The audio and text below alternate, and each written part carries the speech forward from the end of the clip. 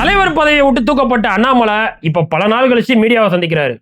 அவர் எப்பவுமே தேங்காய் தோட்டத்துல நிக்கிற தேங்காய் சீனிவாசம் மாதிரி அப்படி தெனாவட்டா பேசுவாரு. இப்ப மாங்காய் தோட்டத்துல உட்காந்த மாரிதாஸ் மாதிரி மந்தமா பேசுறாரு. கூட்டணிக்குள்ள நான் போக விரும்பலீங்கன்னா என்ன அப்படின்னு அதுக்குள்ள போனா அது இல்லை. தலைவர்கள் இருக்கிறாங்க, பேசி முடிவெடுக்கட்டும். அண்ணாமலை நிஜமாவே சோர்ந்து போயிட்டாரு. இந்த கட்சிக்காக எவ்வளவு போட்டோ எடுத்தேன், அதை எவ்வளோலாம் போட்டோஷாப் பண்ணியிருப்பேன், பல ஆடியோக்கள் எடுத்தேன், பல வீடியோக்கள் எடுத்தேன், பல வீடியோக்கள் எல்லாம் வெளியே விட்டனே.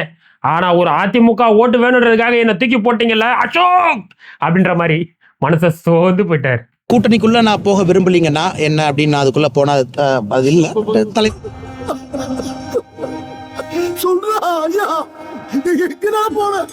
சரி, இப்ப இந்த அதிமுக, பாஜக, தேமுதிக, பாமக இவங்க எல்லாம் ஒண்ணு சேர்ந்து திமுகவை காலி பண்ணிடணும்னு சொல்லி பிளான் போடுறாங்க. இது பத்தாதுன்னு கூடிய சீக்கிரமே விஜயோட தாவேக்கா, சீமானு இவங்க எல்லாரையும் கூட சேர்த்துக்கிட்டு திமுக எப்படியா காலி பண்ணலாம் பிளான் போடுறாங்களே, இதை பத்தி உங்க கருத்து என்ன அப்படின்னு சொல்லி கேட்டாங்க.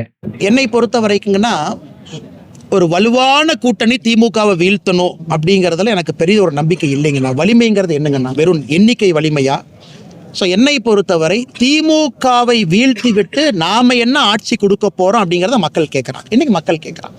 அண்ணாமலை என்ன சொல்றாரு அப்படின்னா, வலுவான கூட்டணியை வச்சு திமுகவெல்லாம் வீழ்த்திட முடியாது, வெறும் எண்ணிக்கையை மட்டும் வச்சு உங்க வலிமையை காட்ட முடியாது. சரி, திமுகவை வீழ்த்திட்டு நீங்க என்ன பண்ண போறீங்க அப்படின்னு நான் கேட்கலனா மக்கள் கேட்கறாங்கண்ணா அப்படின்னு சொல்லி மக்கள் மேல பழிய போட்டு தன்னுடைய மொத்த காட்டியும் பாஜக மேல இறங்கிட்டாரு. என்ன வன்மங்களை உள்ள வச்சிருந்தா உனக்கும் கெடுதல் எங்களுக்கும் கெடுதல் கக்கிட்டினா போ. அடுத்தும் பாருங்க, மக்கள் கேட்கறாங்க அப்படின்னு சொல்லி திமுகவை வீழ்த்திட்டு உங்ககிட்ட என்ன பிளான் இருக்குன்னு சொல்லி பாஜகவுடைய அடிமடியிலேயே கை வச்சுட்டாரு. ஏன்னா பாஜக கிட்டதான் மத அரசியலை தவிர வேற எந்த திட்டமும் இல்லையே. ஸோ திமுக வீட்டுக்கு அனுப்புறீங்க, சரி, நீங்க என்ன பண்ண போறீங்க? சட்டம் ஒழுங்கு எப்படி சரி பண்ண போறீங்க? விஷன் கேட்கறாங்க மக்களை பொறுத்தவரை. they want a vision.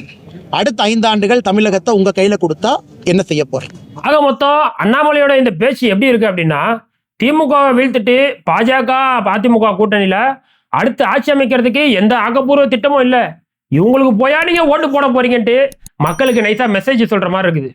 அதாவது தன்னுடைய பதவியை பறிச்சது சொந்த கட்சியாவே இருந்தாலும் அந்த கட்சியை ஜெயிக்க கூடாதா அப்படின்னு அவர் நேக்கா பேசுற மாதிரி இருக்குது.